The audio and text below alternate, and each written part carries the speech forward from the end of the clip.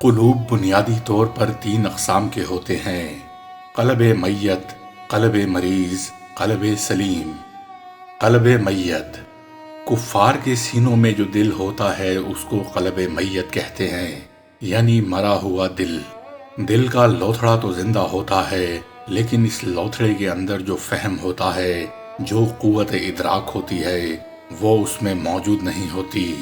فہم و فراست کا فرق ہوتا ہے، وہی قلب زندہ ہوتا ہے اور وہی مردہ ہوتا ہے، وہی قلب بینا ہوتا ہے اور وہی قلب نابینا ہوتا ہے۔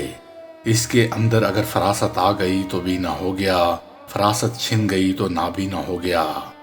قرآن مجید میں ارشاد ہوتا ہے، کاش ان کے دل انہیں عقل سکھاتے یا ان کے کان ہوتے جن سے یہ ہدایت کی بات سنتے۔ ایک اور جگہ پر ارشاد ہے، بے شک آنکھیں اندھی نہیں ہوتی، یہ تو سینوں کے اندر دل اندھے ہوتے ہیں۔ یعنی انسان کے سینے میں کئی مرتبہ دل اندھا ہوتا ہے۔ خواہشات کی پٹی بندھ جاتی ہے، جیسے کسی بندے کی آنکھوں پر پٹی بندھی ہو تو وہ اندھا ہو جاتا ہے۔ اسی طرح خواہشات کی پٹی آنکھوں پر آ جاتی ہے تو بندے کا دل اس وقت صحیح کام نہیں کرتا، وہ خواہشات کے پیچھے بھاگتا ہے۔ کافر کا دل مردہ ہوتا ہے، ایسا دل حقیقت میں سل ہوتا ہے۔ قرآن مجید میں ارشاد ہوتا ہے، پھر اس کے بعد تمہارے قلوب سخت ہو گئے، یہ پتھر کی مانند یا پتھروں سے بھی زیادہ سخت ہو گئے۔ بے شک پتھروں سے تو نہریں نکلتی ہیں اور بے شک پتھر پھٹتے ہیں اور ان میں سے پانی نکل آتا ہے، اور بعض پتھر ایسے ہوتے ہیں جو اللہ تعالیٰ کے خوف سے کانپتے ہیں۔ اے انسان، جب تیرا دل سخت ہوتا ہے، یہ خوف خدا سے نہیں کانپتا، پھر یہ پتھروں سے بھی پار ہو جاتا ہے۔ مردہ دل کی پہچان کیا ہے؟ مردہ دل کی پہچان یہ ہے کہ ایسا دل اللہ تعالیٰ کی جانب کھنچاؤ محسوس نہیں کرتا، ایسے دل میں آخرت کی طرف رجحان پیدا نہیں ہوتا، بس وہ دنیا کے جھمیلوں میں لگا ہوتا ہے، اس کے لیے کوشش اسی دنیا کی زندگی میں انجوائے کرنے میں مگن رہتا ہے۔ ایسے دل لذات کے پجاری، شہوات کے پجاری بنے ہوتے ہیں، خواہش پوری ہو گئی تو یہ خوش ہو گیا اور خواہش پوری نہ ہوئی تو یہ غم زدہ ہو گیا۔ خواہش کے پوری ہونے کو یہ کامیابی سمجھتا ہے اور خواہش کے پورے نہ ہونے کو یہ ناکامی سمجھتا ہے۔ اس بندے کے قلب کو قلب میت کہتے ہیں۔ قلب میت کی تین علامتیں ہیں: گناہ کرنے میں جھجک یا شرم محسوس نہ ہونا، نیکی کے کام کرنا بوجھ محسوس ہونا، تیسرا نصیحت کا برا لگنا۔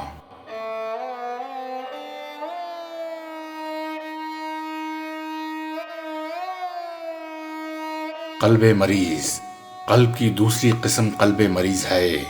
ایک دل اس سے کچھ نسبتاً بہتر ہے، اس کو قلب مریض کہتے ہیں۔ بیمار دل زندہ ہے مگر بیمار ہوتا ہے۔ یہ کس کا دل ہوتا ہے؟ یہ مومن گناہگار کا دل ہوتا ہے۔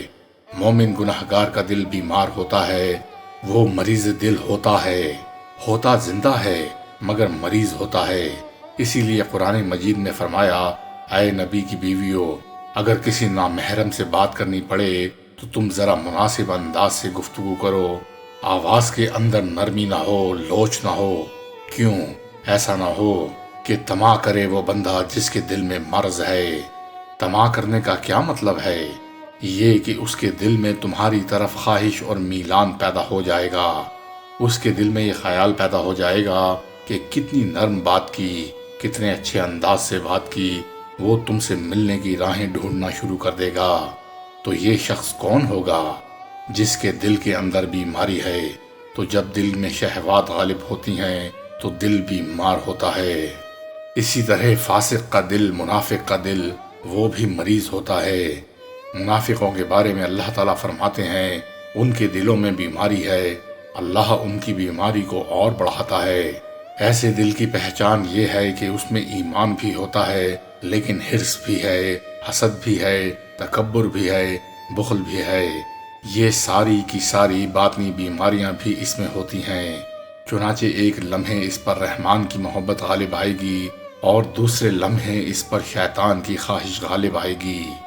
کبھی کبھی تو اولیاء والی کیفیت ہوگی کہ بیٹھے بیٹھے رو رہے ہیں، مانگ رہے ہیں، اللہ کے قریب ہیں، اور کبھی فرض نمازیں بھی چھوٹ جاتی ہیں وغیرہ وغیرہ، تو یہ دل کے مریض ہونے کی علامت ہے۔